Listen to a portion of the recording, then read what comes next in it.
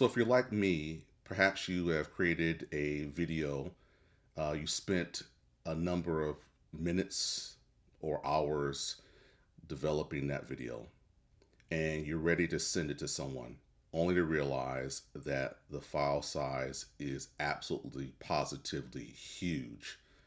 What in the world do you do? Well, today we're going to be talking about that. What are some solutions to that problem? Hello, my name is Darrin Woods, and welcome to the Darrin Teaches Tech podcast, where we make technology easy to understand and easy to use.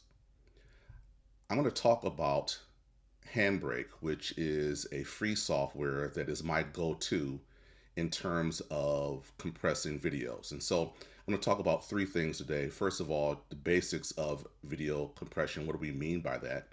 Secondly, what are some use cases? Where or when might it be appropriate to use the software like Handbrake?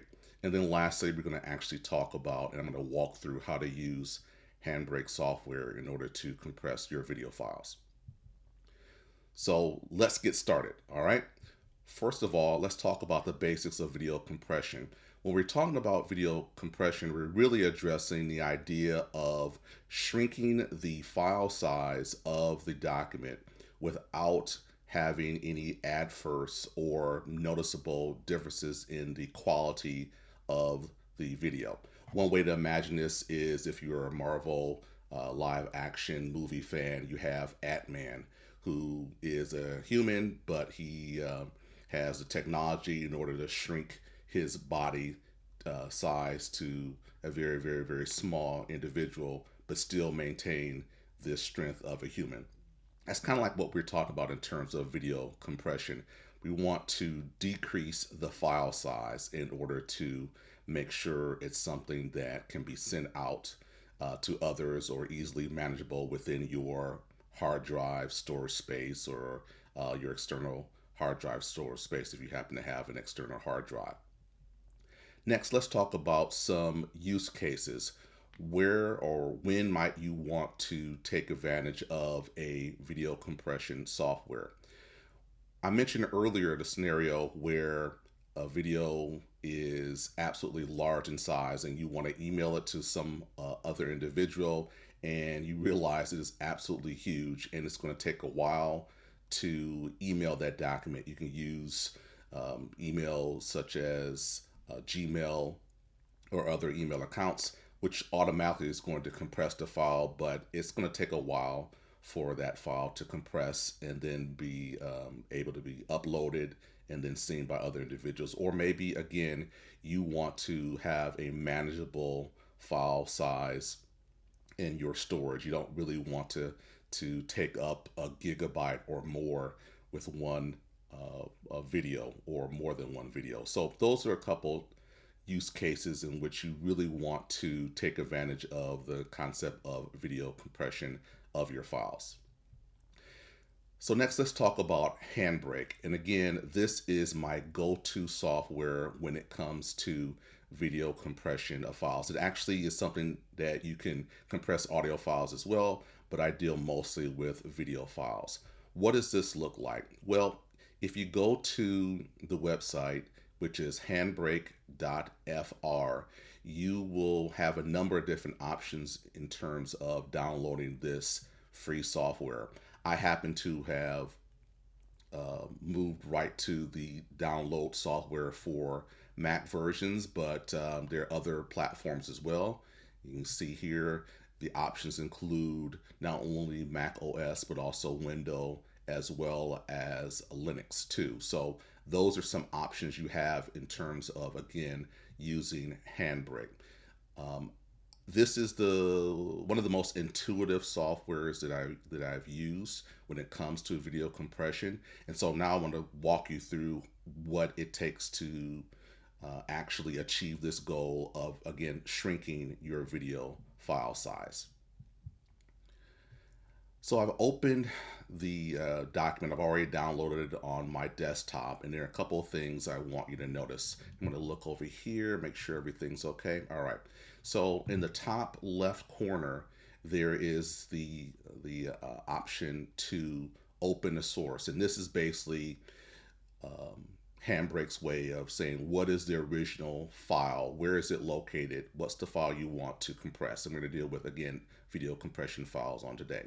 So right here, I'm going to press open source, and I'm going to choose a file here that I've done before. We'll circle back to it.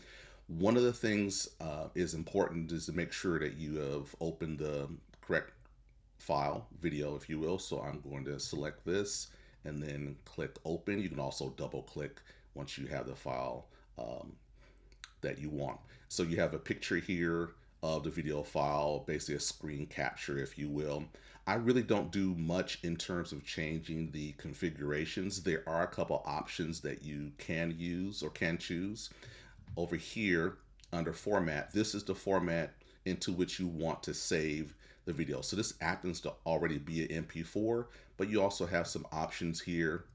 The WebM might be something that you would choose, particularly if you're going to show this video or upload this video on the internet. It happens to be a little bit more smooth and also even more compressed than an MP4 file, but I'm going to stick with the MP4, if you will. All right. If you look down here on the bottom, you'll notice that's the default name of the file, and basically it's going to be the same file name as the document you open or the video file that you open. So I like to add something to it to remind me that it's a compressed file here. So I'm just going to add a couple of dashes here and type text test, if you will. So I don't want it to override the original file. Over on the right side is probably the most important thing to consider, and that is making sure you know where it's going to be saved, this document or file. I keep saying document, sorry, the file of the video. It's going to, by default, save it in the same location as the original video that you selected, and if that's fine with you, no problem whatsoever. You can also hit the browse button and it will take you to the options to choose whatever location you want. All right, so I'm going to close this option out here. So I want it to be saved in the same folder as the original, and again I added a couple dashes in the word test. That way I can make sure I don't confuse it with the original file. So if you go up to the top right up here, you'll see the option to start, and I'm going to click that start button. And then on the very bottom here, you can see there's a timeline here. I'm going to move this up just a little bit here for you to see. Let's see here. So I can slide this up a little bit. Okay. So on the very bottom, it shows you the amount of time and the percentage of the compression that's taken place. I'm going to stop it because it's going to take a very long time to compress this particular file. But here, let's see. Let me go over here, and I'm going to stop it here. And it's going to ask, are you sure, basically? And yeah, I'm sure. I'm going to stop everything here. All right.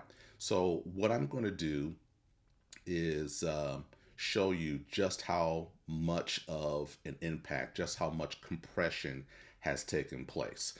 And I'm going to go back to the file I originally, or the folder I originally showed you here. I'm going to just go to open source just for the purposes of demonstration here. So there are a couple of things that I want you to notice. So the very last document right here is the original document. This happens to be a video I did for a course, and I'll talk a little bit later about that specific course. And you can see here that the file size is 1.14 gigabytes. That is absolutely huge.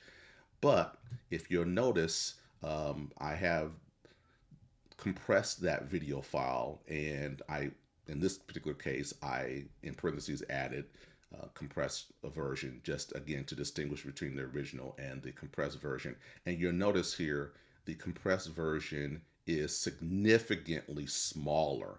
It's gone from gigabyte here to a megabyte right here. And in terms of percentage wise, it has compressed that video file about 87%, 87. So you can imagine my delight in realizing I have a much smaller video file than the original one that was over a gigabyte.